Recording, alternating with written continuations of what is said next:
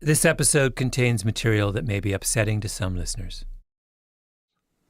I finished law school on the first Friday in June of 1960. On the following Monday, I went to work for Donald L. Hollowell, who was the ultimate civil rights lawyer in Atlanta, Georgia at the time. Vernon Jordan, one of the great figures in the American civil rights movement, talking about his mentor.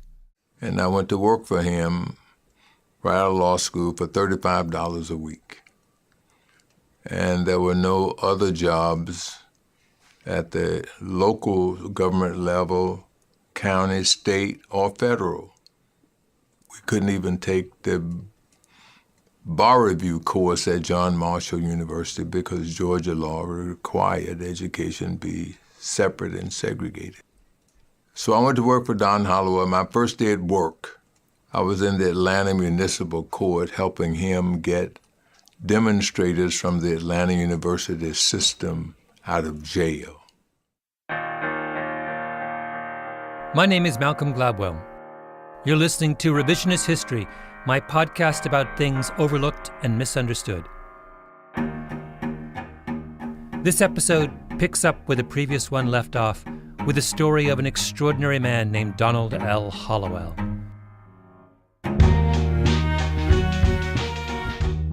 Hollowell died in 2004, but I wish he were still alive because he has so much to teach us.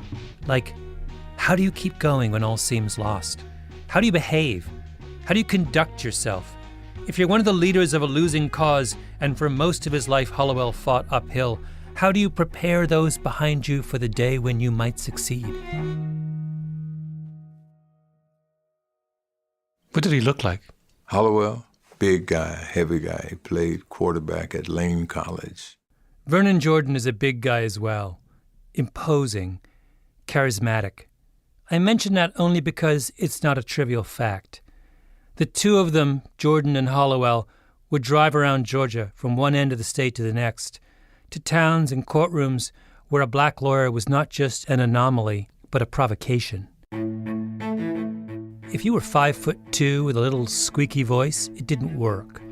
I would just like to think that the people at the university and around the university are sufficiently fair-minded to want to see... I watched all these old, grainy videotapes of Hollowell in the Auburn Avenue Library in Atlanta, and I became fixated on his hands, which would rise and fall as he talked. They were enormous. In Atlanta's segregated buses, there'd be a little sign on the back of the seat where the white section ended. It would say colored, directing black people to their place. Sometimes, when no one was looking, Hollowell would unclip it and stick it in his coat pocket. Mess things up a bit until the bus driver noticed, or some white lady got hysterical because she inadvertently sat in a seat still warm from the presence of a black person. Hollowell was subversive in his own way, but also formal, proper. They used to say he talked like the Black Shakespeare. Hollowell once paused in the middle of a trial to instruct the court on the correct pronunciation of Negro. Not Nigra, Your Honor, Negro. Another time, he was up against two district attorneys in court, and the moment he got up to speak, the white judge swiveled in his chair with his back to Hollowell so he would not have to suffer the indignity of gazing upon a black man. What did Hollowell do?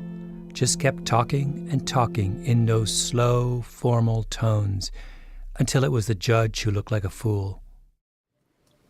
I did all the driving. And we get to a town, and so a principal or school teacher or the local doctor, somebody that's got some independence, that's where you spent the night. I slept a many a night with Hollowell. You know, we piled in the same bed. It better be a big bed. The two of you are... Yeah, but there were no big beds in those. I was going to say. There were no king-size beds. But no, it was... Hollowell was a real hero. In the early morning of November 5th, 1953, a woman named Betty Jo Bishop calls the Atlanta Police Department in hysterics. In her car is the badly beaten corpse of her boyfriend, Marvin Lindsay. She tells the police that the two of them had been attacked when they were parked on a secluded road on Atlanta's south side. It's a sensational case. In fact, it was written up in one of those pulp crime magazines that were so popular back then, Official Detective Stories, March 1954 issue, Wanted, The Man in the Pyramid Hat. I can't do justice to the spirit of pulp journalism, so we're going to reenact some scenes from the article, starting with its description of the moment Betty Jo Bishop meets Atlanta's chief of detectives, Glenn Cowan, on a November morning. Suppose that you begin by telling us your name. Bishop, Mrs. Betty Jo Bishop. I'm a widow. You were with Marvin Lindsay tonight? Yes. Tell me what happened. Bishop tells the detective about driving to Jonesboro Road. Well, we were only there a few minutes when this man came out of the woods. It was terrible. He struck me with his fist, and Marvin had to fight him off. Then he walked around the car and hit Marvin with something heavy. Marvin pleaded for him to stop, but he wouldn't.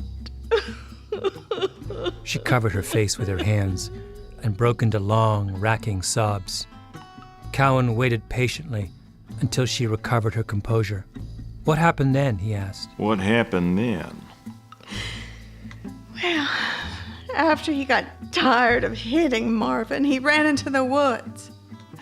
Marvin was lying half in and half out of the car, so I walked around to the driver's side and made him lie across the seat. He was bleeding something awful, so I knew he was hurt bad. I drove to his home in Blair Village and told his brother John what had happened, and John got in the car. We drove to Grady Hospital, but it was too late. Marvin was already dead. They're in the police station. She can barely hold it together. She's all beaten up. Her lover is dead. She tells the officer that the assailant had come back after killing Marvin and raped her. Maybe Detective Cowan takes her hand in sympathy. Maybe he waits a few moments to let her collect her thoughts. Then, as the article describes it, he asks her to describe the assailant. I'm not sure. It was very dark and I was scared. He was tall and thin, I remember that much.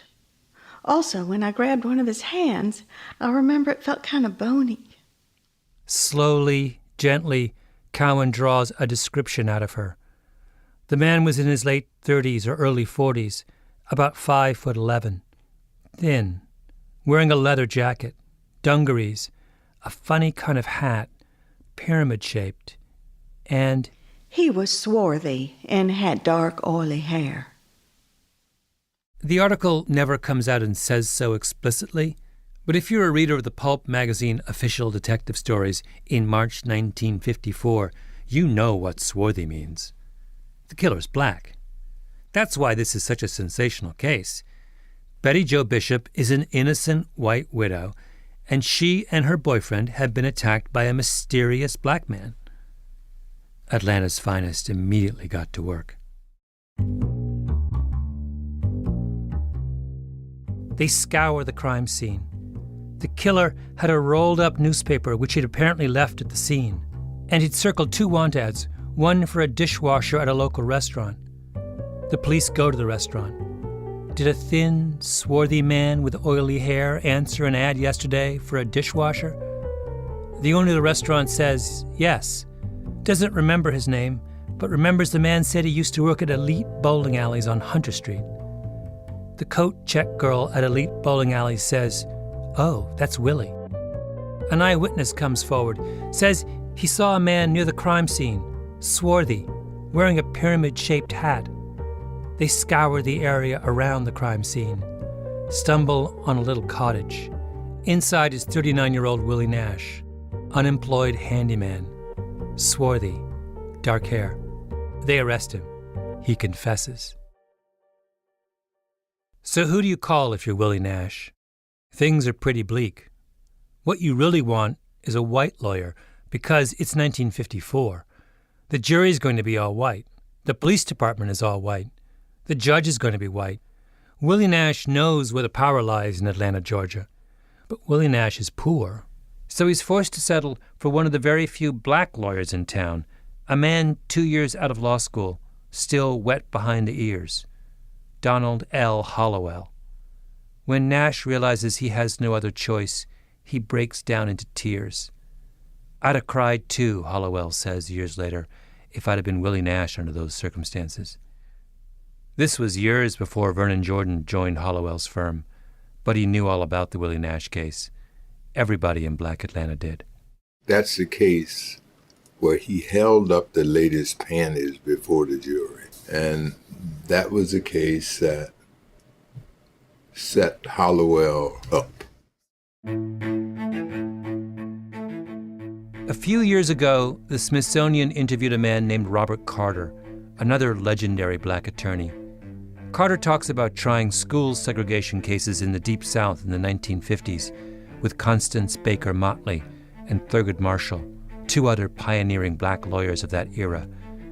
They would be in court up against the local white school superintendent, and black people from the community would show up, cram into the balcony, hang on every word. It wasn't that they expected to win, because they often didn't. They just wanted to see a black person in a position of formal authority over a white person. In Mississippi or Georgia or Alabama at the height of Jim Crow, that was history being made. Every hearing, every trial with a black lawyer was public theater. During cross-examination, a white witness might forget his role in the trial and start asking questions of the attorney, of Motley, say, and Connie Motley, a black woman, in 1950-something, would reprimand the white male witness, say, "My job is to ask the question, your job is to respond," and everybody would gasp.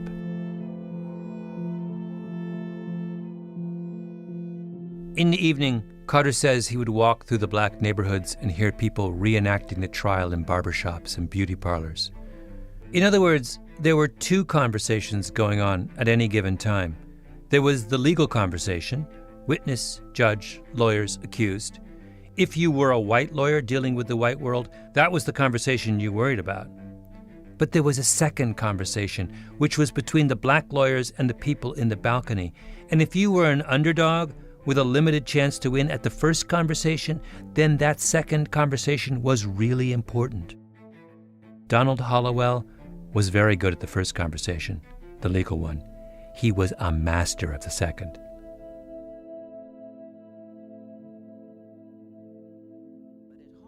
The defense of liberty and democracy for African Americans. There's a great documentary about Hollowell made by the Georgia civil rights scholar Maurice Daniels. This fight will require foot soldiers for equal justice. Daniels does a long interview with an attorney named Howard Moore, who worked with Hollowell in the 1960s. And Moore talks about arriving early at a hearing into the police shooting of a black teenager to handle things before Hollowell got there. When I got down to Bibb County and went to the courthouse, there were about 3,000 Negroes on the steps. And I went into the courthouse, and there were about 3,000, or as many as they could get in the balcony upstairs. And when I walked in the courtroom, the people upstairs, the black people, said, "That ain't Hollowell." Where's Hollowell? That ain't Hollowell. I don't know what to do. I don't know. I have no idea what I'm supposed to do, So I said, well, I'll act like Hollowell. I'll just object in the loudest voice I can. And then people upstairs in the balcony said, well, it ain't Hollowell, but he sounds like Hollowell. When Hollowell showed up at the court inquest, he put the police officer on the stand. He'd shot a 17-year-old boy named A.C. Hall. Hollowell took the officer through his testimony, bit by meticulous bit, slowly exposing the officer's lies. The cop was in tears by the end. I've never seen that before or since, when a lawyer just take completely control of a witness and bind that witness to his will, not with shouting and screaming, but with systematic, well-structured, well-placed questions. Now, did Hollowell win a victory for the bereaved family of A.C. Hall? Was the officer prosecuted? Of course not. It's hard enough to win a conviction against a white cop who shoots a black kid today, let alone in 1962 in Bibb County, Georgia. This was about the second conversation, between Hollowell and the thousands of people on the steps. We are not entirely powerless. I can bind a witness to my will. One more case, because there are dozens of them. Hollowell never stopped moving in those years. This one was in 1961, and this time Hollowell was with the young Vernon Jordan. Our client, James Fair, a black kid from New Jersey, had been arrested, arraigned, indicted, tried, convicted, and sentenced to die in the electric chair in 24 hours. Hollowell and his team go down to the town of Reidsville, Georgia, to argue for a new trial. The judge in the case was Judge W.I. Don't want any niggas in my court gear. He had that reputation. On Monday, we went and we tried the case. At lunchtime, the judge and the white lawyers and the white court officials went across the town square to the white-only restaurant and had their lunch. Hollowell, C.B. King, and I went to the only grocery store on the courthouse square, ordered a pound of bologna, loaf of bread, mustard, Coca-Cola, and a Baby Ruth, and sat in Mr. Hollowell's car in the parking surrounding the courthouse and ate our lunch. We did it on Monday. We did it on Tuesday. Wednesday, we're trying the case, and a black lady waved at me. And I met her in the vestibule of the courthouse. I'll never forget it, and she said, "Lawyer, we've been watching y'all eat that bologna for 2 days now." She says, "Just have a Coca-Cola and don't eat that bologna today. And when the court ends, which is 3:30 or 4, you'll drive to my house for lunch." So they go to her house. That's the moment Jordan remembers 50 years later, that moment of grace and quiet rebellion outside the courtroom. And we walked in, and the table was set for royalty. Her best linen, her best china, her best crystal. The aroma of the southern food was almost crippling. It was as it circled our noses. And her neighbors had come and put on nice sundresses, and their husbands had cleaned up. And they welcomed us, and then we joined hands, and her husband gave the grace. And he said this unforgettable sentence, which was, "Lord, way down here in Tatnall County, we can't join the NAACP, but thanks to your bountiful blessings, we can feed the NAACP lawyers."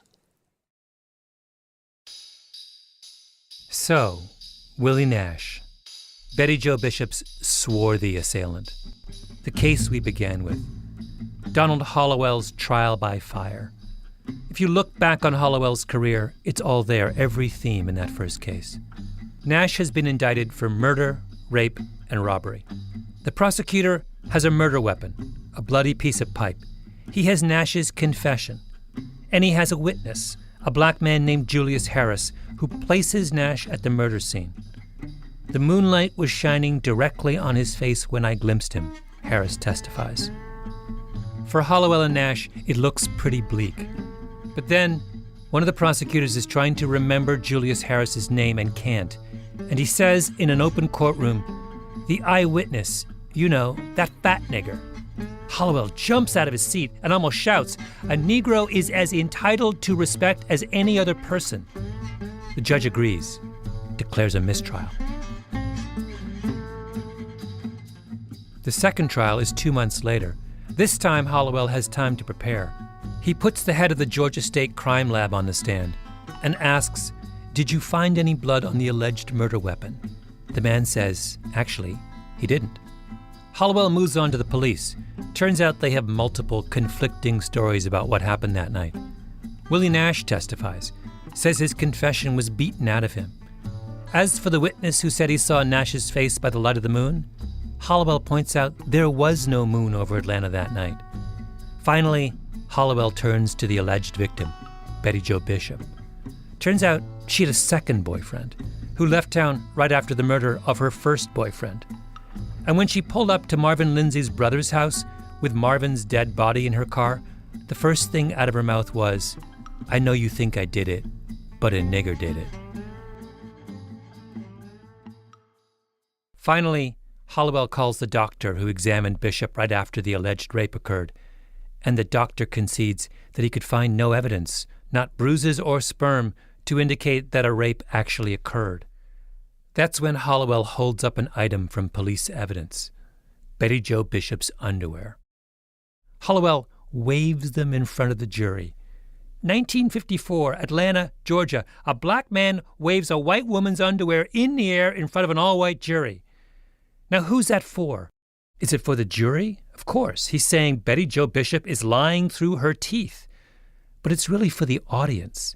He's saying enough. You can imagine that up in the balcony there was a collective intake of breath at that moment, something that could be heard clear across Atlanta. And that night, in 1,000 homes, somebody stood up and played out that scene, just like Hollowell, to a chorus of disbelief. Willie Nash goes free.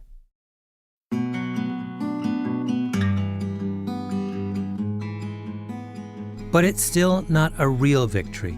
Because what's the real lesson of the false indictment of Willie Nash?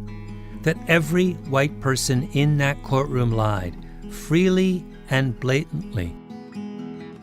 The police lied, the witness lied, the victim lied, the press lied, the murder weapon wasn't a murder weapon, the rape wasn't a rape. And the only reason all the liars got caught was they couldn't even be bothered to keep their story straight. It didn't seem worth the effort. I know you think I did it, but a nigger did it. It's not as if the whole group of them, the victim, the police officer, the witness, the doctor, the press, got in a room and worked out an elaborate story to tell the court. That would be a conspiracy, but you only need a conspiracy where there is a system to conspire against. There was no system to conspire against. They were the system. The Nash case wasn't a victory, but it was a warning. Things got worse for the civil rights movement before they got better. The Willie Nash case was in 1954, the same year that the Supreme Court ruled in the Brown v. Board of Education decision that racial segregation was unconstitutional. After Brown came what is known in civil rights history as massive resistance. The white political power structure of the South rose up and the backlash began. One by one, white governors and mayors and senators who had been at least moderate on racial issues were replaced by hardline racists. Alabama had a governor in the 1950s, Big Jim Folsom, who used to say, "All men are just alike." I don't think he really meant it, but at least he was willing to say it. By the early 1960s, Alabama had taken a big step backwards. Their new governor was George Wallace, who famously declared, "Segregation now, segregation tomorrow, and segregation forever." The decade leading up to the 1964 Civil Rights Act was a dark time in American racial history. We forget this now. Martin Luther King led the Montgomery bus boycott in 1956, but after that, he had years in the wilderness, when even members of his own community had turned against him. And in October of 1960, at the lowest ebb, King gets arrested. He was already on probation for a traffic violation.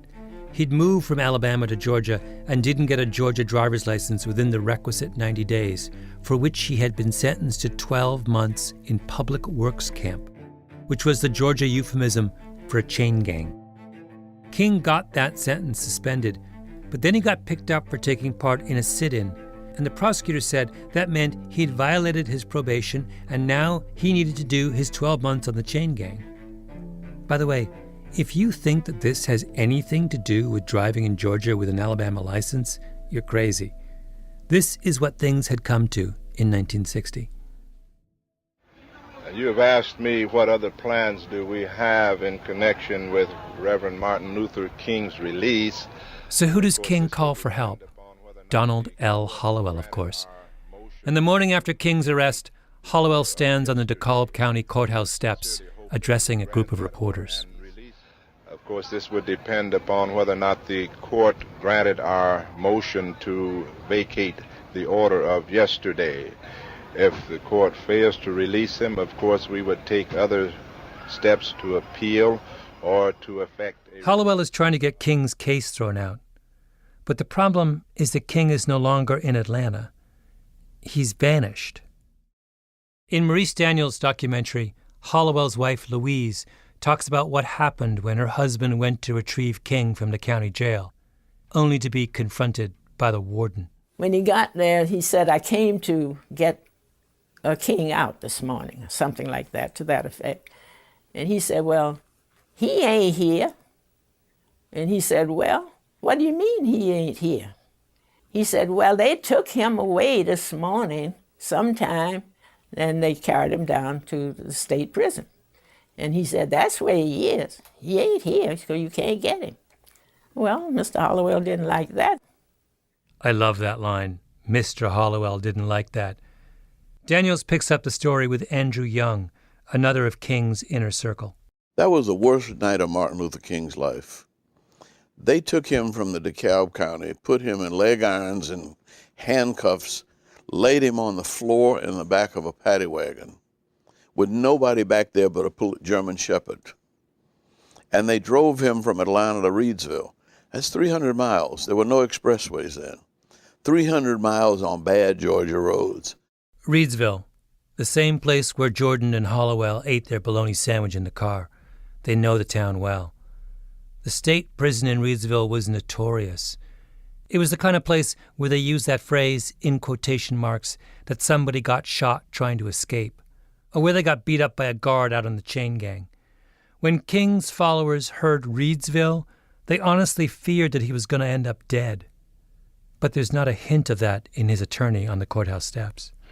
Learning that Reverend King had been taken to the Reidsville prison, I would say that I indicated to authorities on last evening that we were desirous of having Reverend King at this hearing.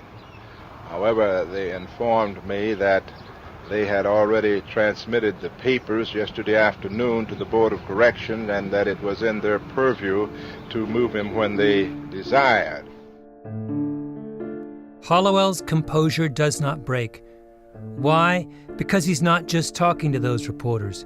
He's talking to the black people of Georgia, telling them that it will take more than the abduction of their leader to break the spirit of their movement. We know that as a matter of normal practice, it is several days before a prisoner is moved. However, when we called at 8 for the purpose of ascertaining the whereabouts of the sheriff for making service, we were informed that Reverend King had been taken down to Reidsville at 4:05 this morning. Later that day, Hollowell flew to Reidsville, invited along the national media. The White House was watching. Hollowell walked into Reidsville and walked out with his client. It's a surreal moment. The state of Georgia basically tried to kidnap the nation's leading civil rights leader. There's press everywhere. Someone puts a camera in Martin Luther King's face. Everyone's eyes are on him. There's a famous picture of that moment. It ran in all the newspapers. And you can imagine that when people from the movement saw it, they first looked to see whether King was okay, and then they asked, "Where's Hollowell?" Sure enough, there he was. In the background, off a little to the left, crisp white shirt, elegant black bow tie. Impassive, implacable. This is what gave me hope, okay? Vernon Jordan again. I went to see him to talk about Hollowell. But more than that, because I wanted to understand what it means to persevere. It's not just that these stories are shocking and extraordinary. It's the sheer weight of them. A white woman has her boyfriend murdered and then just randomly pins it on a black man who just happens to be in the neighborhood. A police officer shoots a teenager in the back and gets off scot-free. A kid gets arrested, arraigned, indicted, tried, convicted, and sentenced to die before he can even mount a defense. Your leader gets whisked away to a chain gang because he didn't get his license changed within 90 days. You fight an uphill battle all morning in the courtroom, then you eat your bologna sandwich in your car like a fugitive. And it never ends. You get in the car and you drive to one end of the state, and the judge swivels in his chair and will not offer you the basic courtesy of facing you as you speak. Then you sleep two in a bed in a stranger's house and do it all again the next day and the next day. I don't understand how Donald Hollowell did it. And maybe more importantly, I don't understand how he kept everyone else, the people behind him who didn't have his strength, from giving up. Is there any question more fundamental than that? I'm not sure there is.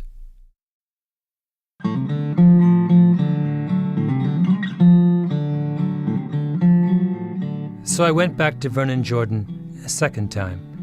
After he's told me about Nathaniel Johnson and Willie Nash, I sat in his office in Rockefeller Center, and he told me one last story. It's about when he was in high school, the same school Martin Luther King went to, David Howard High on Randolph Street, an all-black school in the black part of town. Jordan was in the band, and one day the principal gets a call from the school superintendent, a white woman. The senator from Georgia, Richard Russell, was running for president. She wanted the David D. Howard High School band to be at Peachtree and Baker Streets to play with these hand-me-down instruments from white schools as Richard Russell went up Peachtree Street on his way to 1600 Pennsylvania Avenue.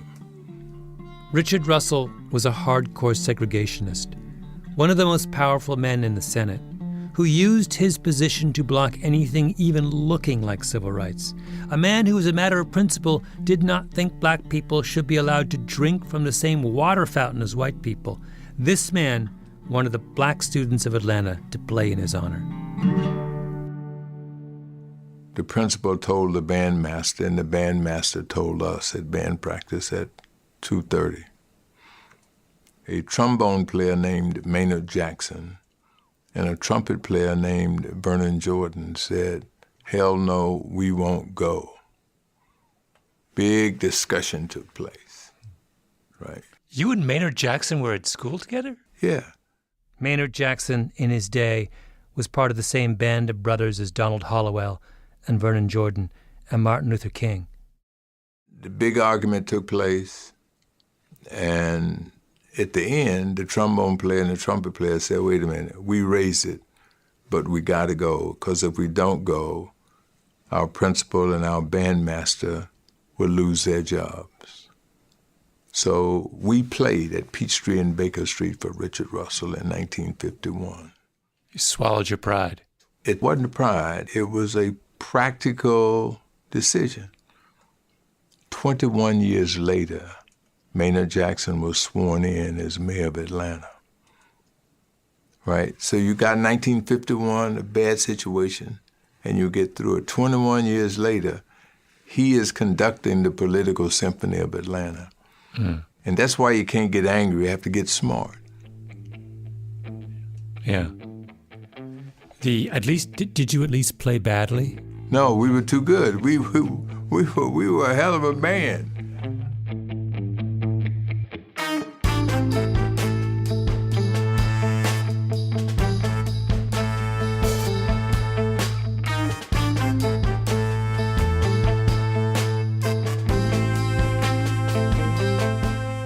Revisionist History is produced by Mia Lobel and Jacob Smith with Camille Baptista, Stephanie Daniel, and Xiomara Martinez-White.